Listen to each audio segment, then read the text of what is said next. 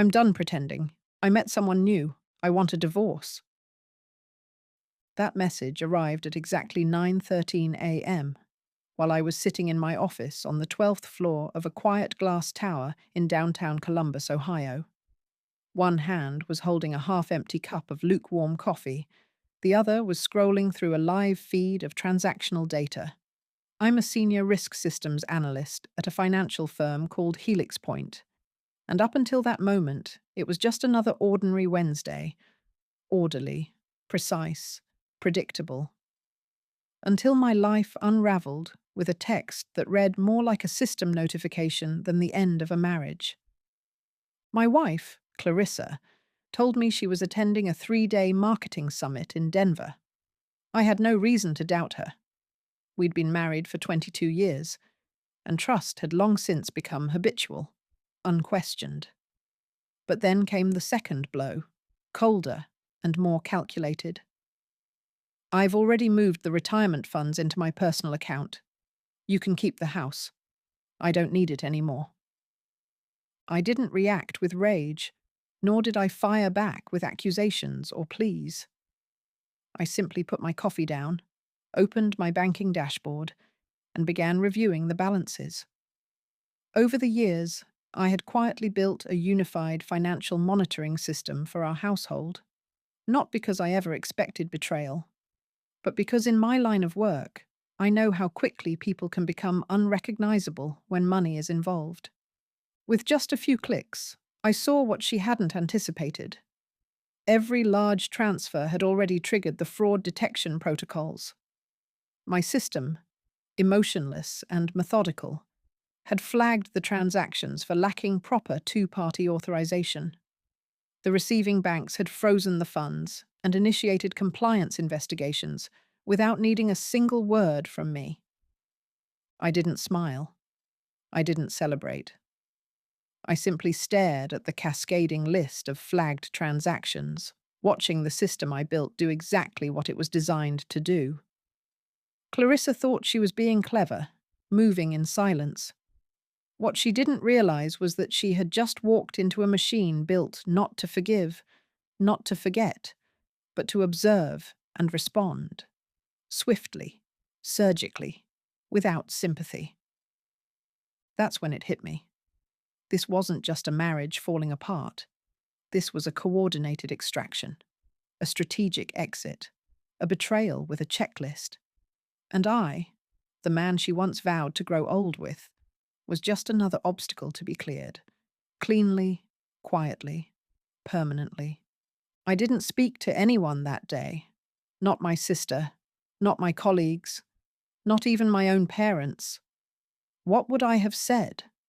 That my wife had tried to steal nearly every dollar we'd saved over 2 decades, and the only thing that stopped her was a fraud detection system I'd quietly built in my spare time. It sounded like the plot of some courtroom drama or a late-night cable series. But it was my life now, as real as the stale coffee cooling beside me. I watched, without emotion, as the alerts kept rolling in. Transfers blocked, accounts frozen, compliance reviews initiated. The system, my system, functioned exactly as it should. But there was no satisfaction in that. Because behind every flagged transaction, there was a familiar hand guiding it. Clarissa hadn't just made a rash decision in a moment of emotional weakness. She had planned this, carefully, methodically, and without remorse. It wasn't until that evening, after I'd warmed up a plate of leftovers and tried to pretend the world hadn't shifted beneath my feet, that the pieces started aligning more clearly. Just last week, she had asked me, seemingly casually, how much we had in our retirement portfolio. I had answered without hesitation, not because I was careless, but because after so many years together, I never imagined I'd need to lie to the woman I once trusted with my life.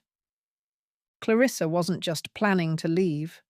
She was strategizing a financial escape, one that would leave me gutted and her free. The clues were there, scattered across the past 6 months like breadcrumbs I hadn't bothered to follow. A new credit card opened without discussion.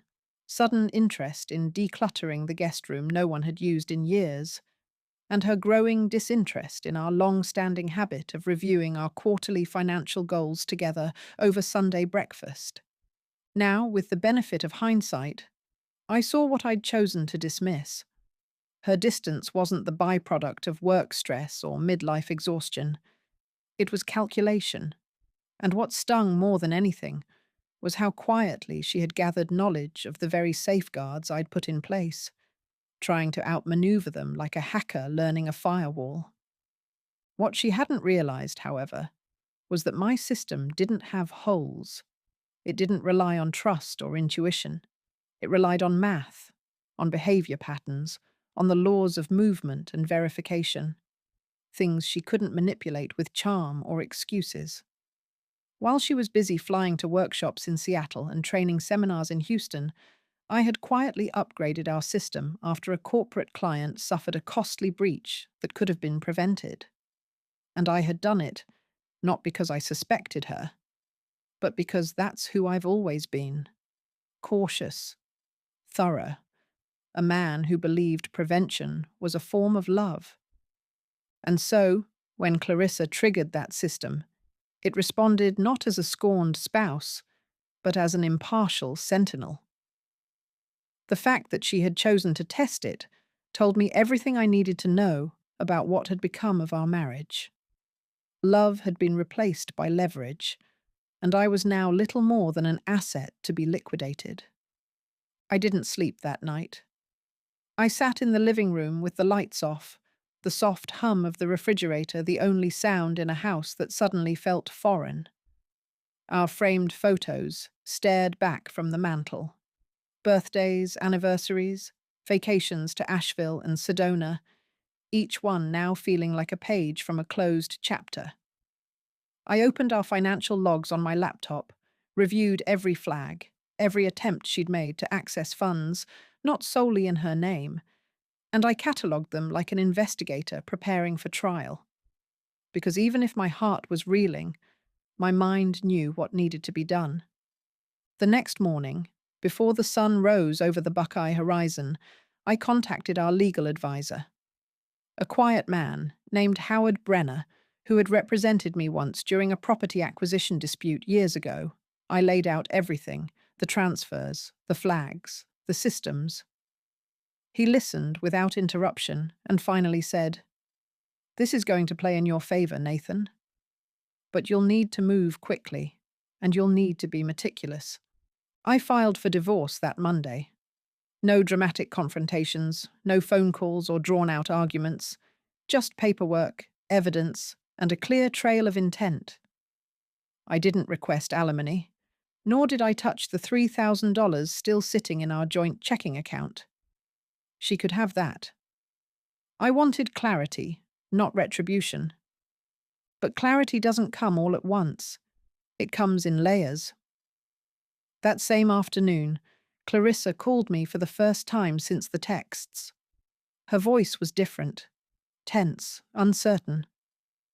"My card's not working," she said, as if that were somehow my fault. "What's your balance?" I asked. "Zero," she said, confused. "How can it be zero? I made the transfer." And there it was. The moment she realized she hadn't just failed to get away clean, she had triggered something far more unforgiving than any argument between spouses. "The fraud alert system flagged the transfer," I told her, my voice flat. "It's standard protocol for any large, unauthorized movement of retirement assets. Everything is frozen pending federal review." She was silent for a long while. Then, almost too quietly, "How long?" I paused before answering. 5 to 7 business days, maybe longer, depending on what they find. She hung up without another word. I sat back in my chair, closed the laptop, and stared out the window. Somewhere, hundreds of feet below, the city carried on. People hurrying to work, buses rolling by, traffic lights changing rhythmically, oblivious to the quiet war I was now a part of. But I didn't feel like a victim. Not anymore. Because the truth was, I had already lost the marriage long before the money moved. I just hadn't known it yet. And as painful as it was, watching the system I built protect me in real time reminded me that preparation is not paranoia. It's foresight. Especially when the person you thought would protect you ends up being the one you needed protection from.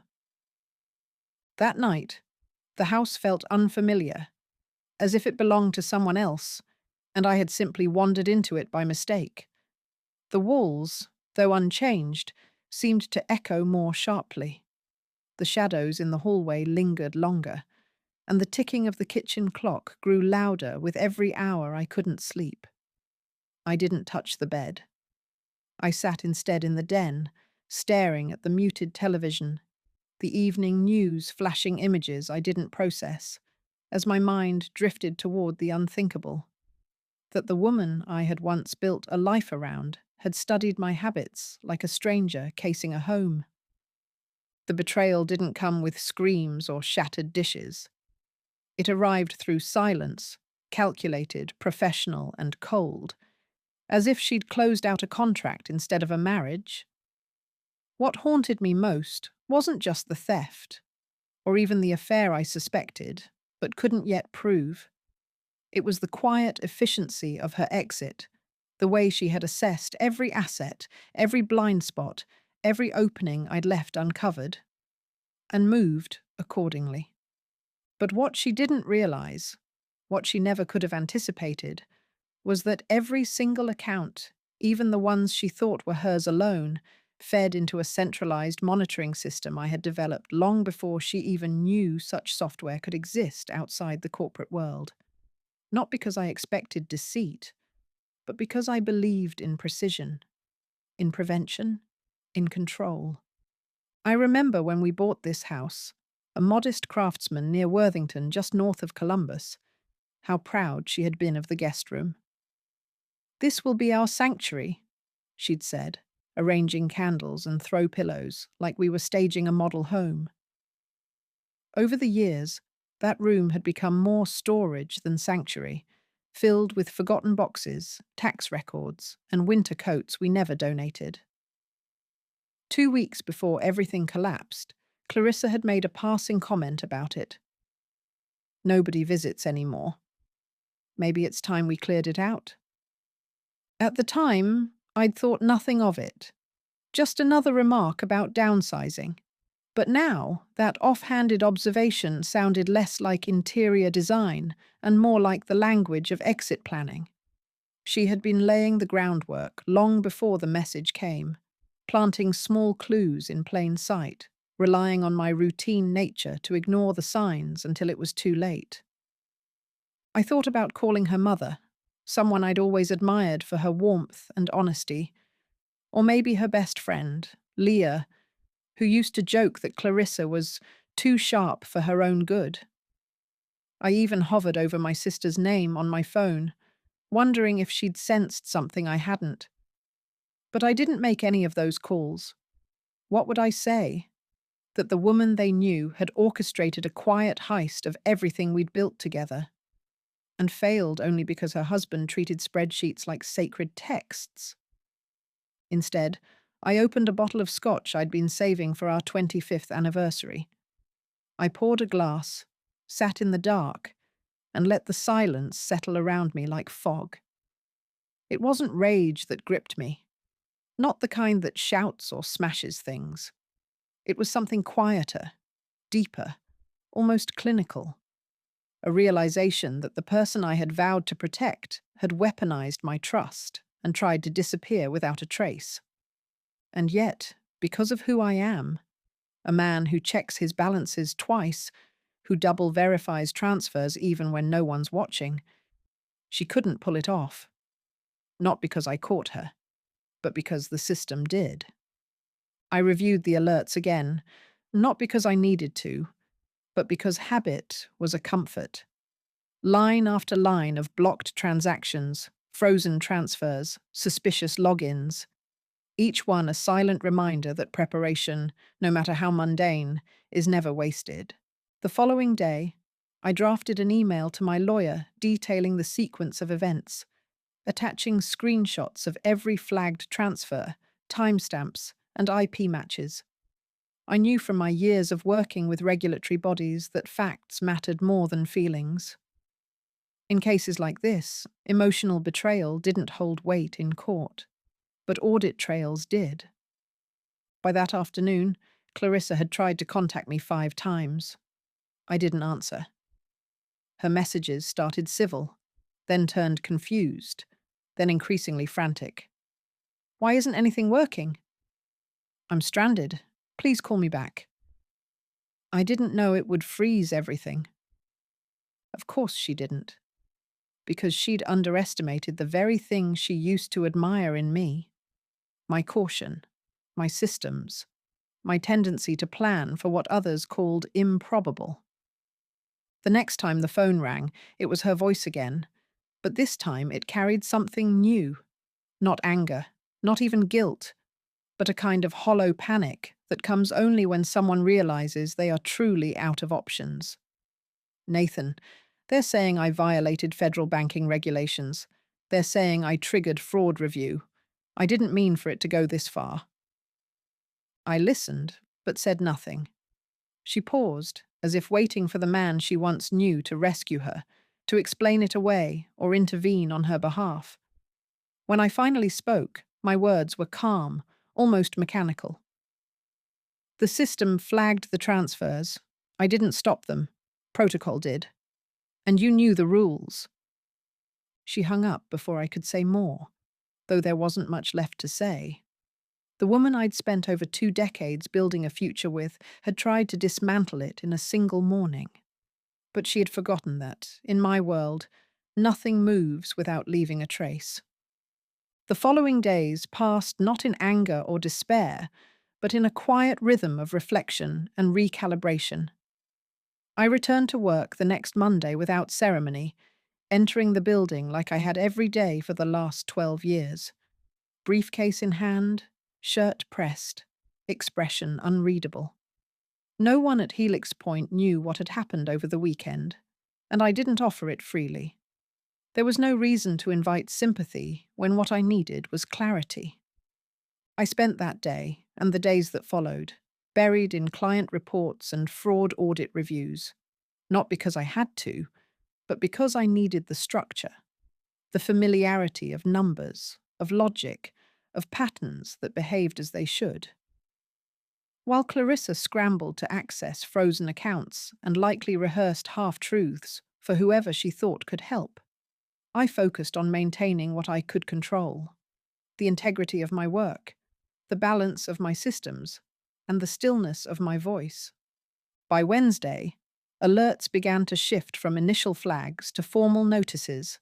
The receiving banks had launched full compliance reviews, and my email inbox steadily filled with requests for supporting documentation.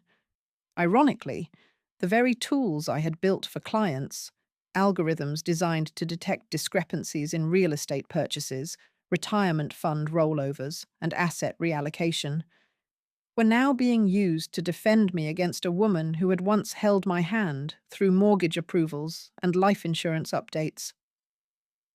Clarissa's silence broke late that afternoon when she called again, her tone less demanding than before, but still tinged with entitlement.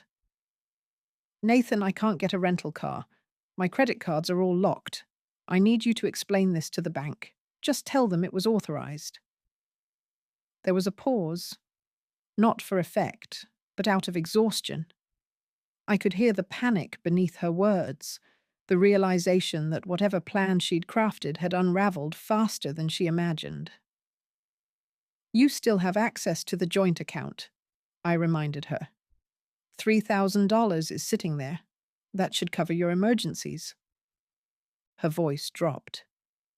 "You know that's not enough." I took a slow breath and answered calmly. "You thought 800,000 was enough to steal without a conversation. I think 3 is fair for survival." She didn't reply. She ended the call, and for the first time, I felt something close to peace. The truth was, I didn't enjoy her suffering, nor did I take comfort in the idea of punishment. But I understood, now more than ever, that justice isn't a matter of vengeance. It's a matter of boundaries, of cause and consequence, of systems working as they were designed. And that's what this had become. Not a marriage failing, but a series of choices triggering inevitable outcomes. On Thursday, I began preparing formal records for the court. My attorney, Howard Brenner, suggested that we move quickly while her actions were still fresh in the audit trail. "Documentation is everything," he said, sliding a legal pad across the table. "They'll try to frame this as a misunderstanding, maybe even a mistake in bookkeeping. But this wasn't sloppy. This was deliberate." I spent the evening organizing decades of financial records, scanned copies of retirement projections, investment contributions, tax returns, not just for the sake of legal clarity, but to remind myself how much I had contributed to our stability while she had plotted an escape. With every page I filed, every document I labeled, I felt something inside me realign, a quiet resolve not to fix what was broken, but to rebuild what remained. Friday morning brought another call, this time from a number I didn't recognize. A woman introduced herself as Patricia Monroe, Clarissa's new attorney. She was polite but firm, her words carefully chosen. "Nathan, my client is requesting immediate access to shared assets for basic living expenses. She's currently unable to travel, make purchases, or pay for accommodations." I explained, without emotion, that the joint account remained untouched and that it contained sufficient funds for temporary needs. Patricia didn't argue. She simply exhaled and said, "I'll inform her." I hung up and looked around the house, the silence broken only by the steady hum of the HVAC system. This house, once filled with weekend dinner parties, morning laughter, and the scent of Clarissa's favorite vanilla candle, now felt like a storage unit for memories that no longer belonged to either of us. That weekend, I began cleaning the guest room, the same one she had so casually dismissed as cluttered just weeks earlier. I boxed up her old conference notebooks, her spare laptop charger, a stack of marketing brochures she'd left from her last business trip.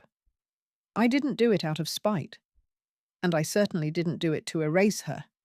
I did it because I needed space, not just physically, but emotionally, spiritually.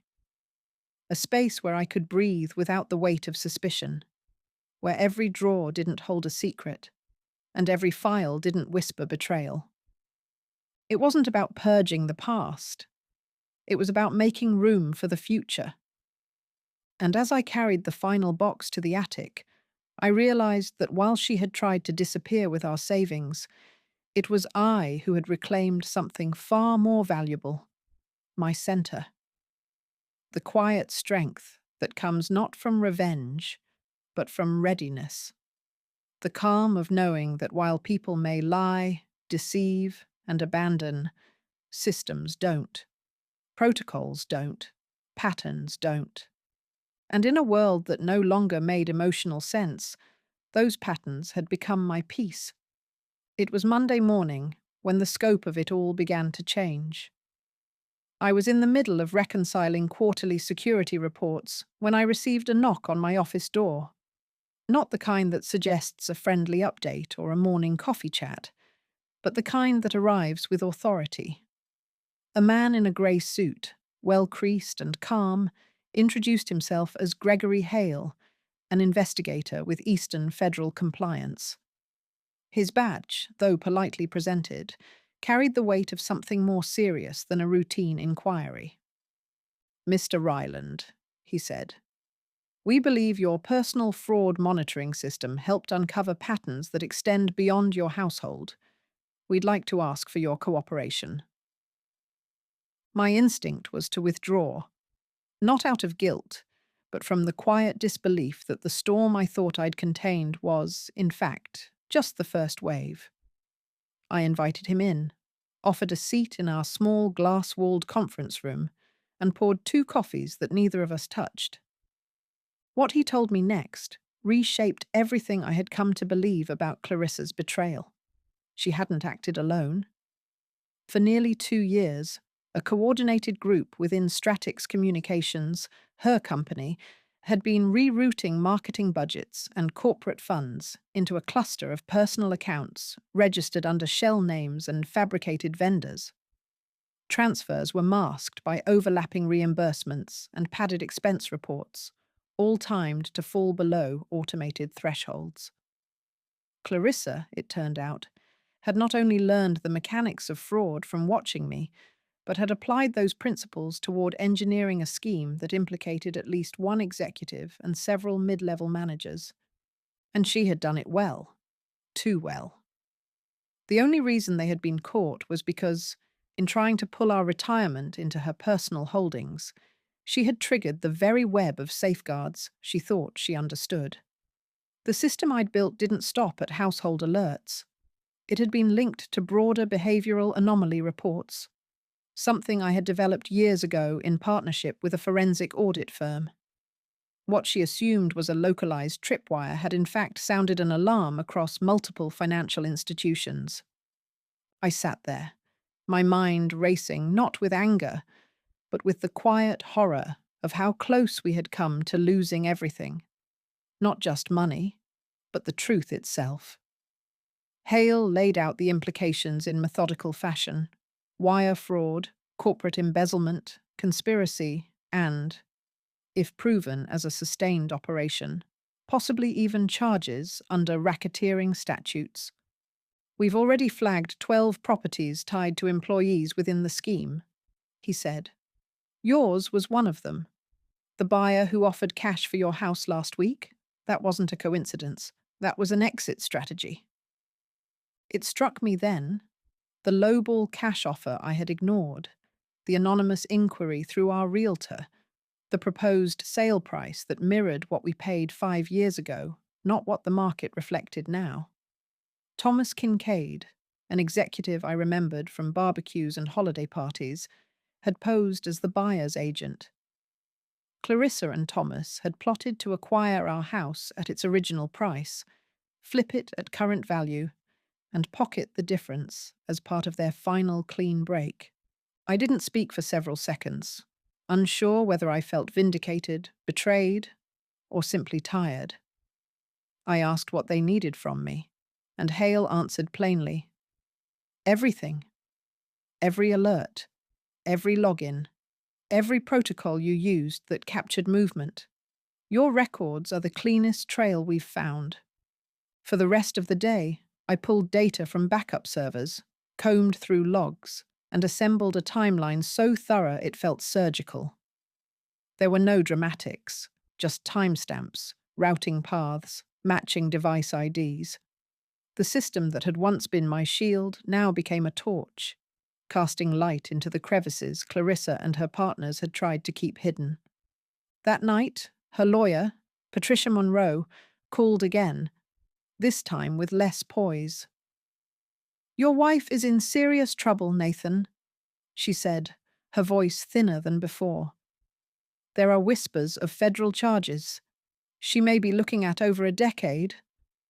I listened without interrupting, noting the shift in tone, not just from assertiveness to concern, but from control to desperation. "She's willing to cooperate," Patricia continued, "but she needs your support in character testimony. They may ask about the marriage, your life together, anything that can paint her as someone who lost her way, not a criminal by design." I didn't respond right away. I thought of the dinners we shared, the birthdays celebrated, the vacations where I thought we were making memories when she was, perhaps, calculating escape. I thought of the systems she watched me build, the quiet nights I stayed up optimizing transaction patterns while she laid beside me, pretending to be proud.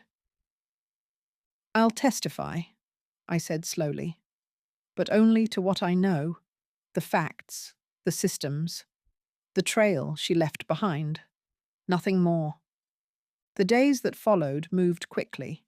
Federal agents executed warrants on Stratic's headquarters. Digital forensics teams swept hard drives and reviewed 2 years of financial movement. Clarissa, now under formal investigation, attempted to file a motion for emergency access to our marital assets. The judge denied it, citing active criminal inquiries and the existence of adequate remaining funds in our joint account. The next time I saw her was at the courthouse.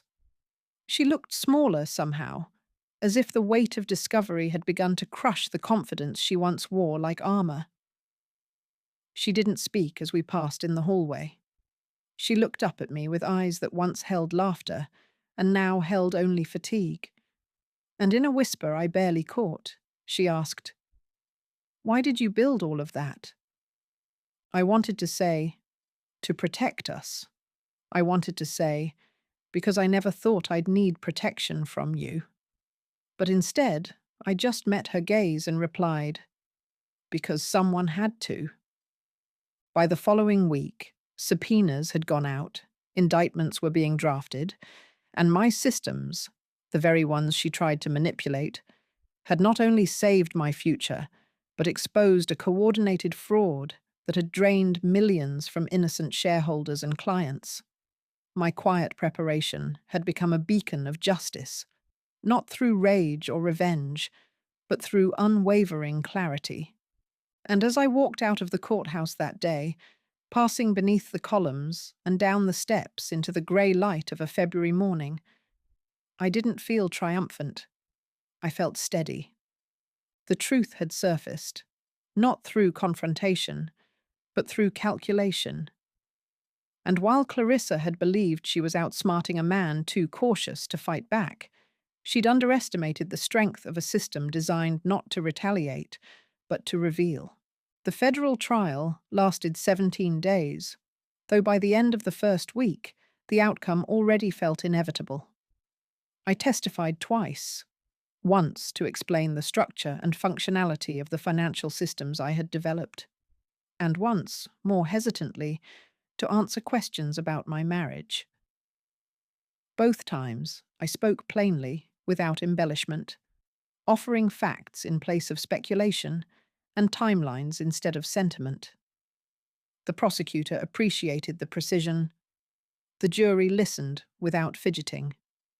When asked whether I had ever accessed Clarissa's work accounts without authorization, I answered no. When asked whether I suspected her of fraudulent activity during our marriage, I admitted that I hadn't. Not because I turned a blind eye, but because I respected her boundaries and believed, foolishly perhaps, that mutual respect was still the currency we shared. That illusion had died quietly the day the first alert went off.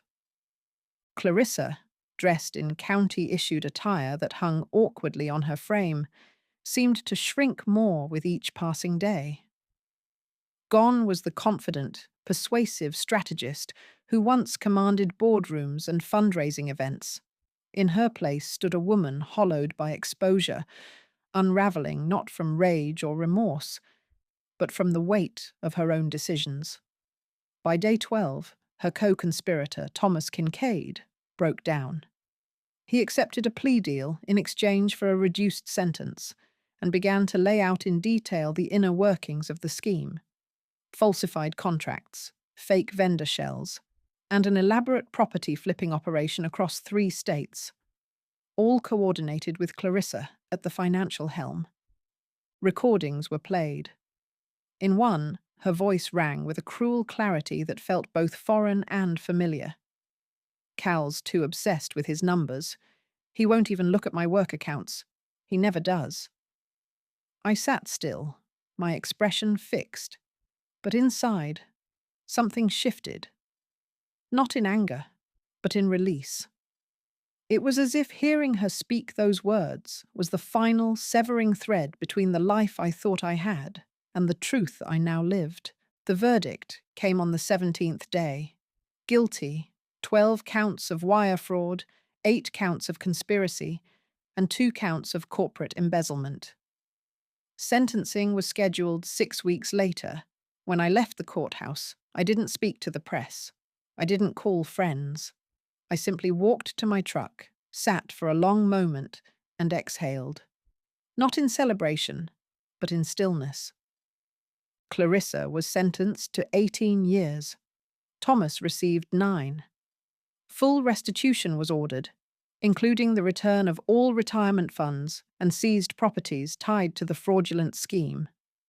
I sold the house, the one we had once bought together with shared dreams, for just over $500,000, enough to start fresh in a new part of Ohio where no corner held her echo, no drawer carried traces of plans made in the dark.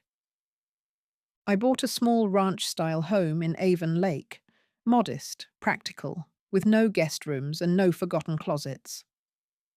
The day I signed the paperwork, I felt neither victorious nor bitter. I felt clean. The divorce was finalized quietly. No dispute, no courtroom drama, no alimony. Her guilty plea had rendered such negotiations irrelevant. I resumed work at Helix Point, though with a renewed focus. I revised our detection systems, expanding their scope, adding new indicators for corporate-level schemes. My team leader, Vanessa, remarked that these updates might save companies millions. I told her that was the point. Twice a week, I now teach an evening course at a local university, Financial Systems and Fraud Mitigation, where I show students how simple patterns reveal complex truths and how accountability isn't something we chase after chaos, but something we build in before it ever begins. I tell them, trust is not the absence of caution, but the presence of structure. Occasionally, I still receive letters from Clarissa, handwritten, long, filled with apologies that feel sincere, yet distant. I file them with the rest of the evidence, not because I seek vengeance, but because I believe in records, in clarity, in never forgetting the cost of silence. I never visited her in prison. I never wrote back. Not out of cruelty, but because I had nothing left to say that the facts hadn't already made clear. She chose to gamble on deception. I chose to prepare for the day deception might arrive. 3 years have passed. My days are quiet now. Mornings begin with coffee, market checks, and slow walks through neighborhoods where nobody knows my history. I pass the old Stratix building sometimes, now under new ownership, with new names on the door and none of the old ghosts left behind. 12 families, I later learned, were spared greater losses because the system caught what human instinct missed. And that, in the end, is the lesson I've carried forward. Betrayal happens. People lie, deceive, and sometimes choose to leave not just love, but integrity behind. But systems, when built carefully, honestly, and with foresight, endure. They hold the line when hearts cannot. They reveal what we refuse to see. And sometimes they deliver justice not with fanfare, but with quiet certainty. This was never about revenge. It was always about truth. And the truth, when protected well enough, doesn't need to shout.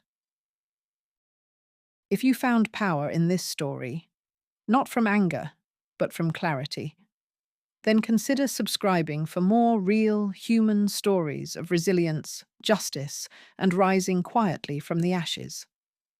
Because sometimes the best revenge is simply building a life they can't touch.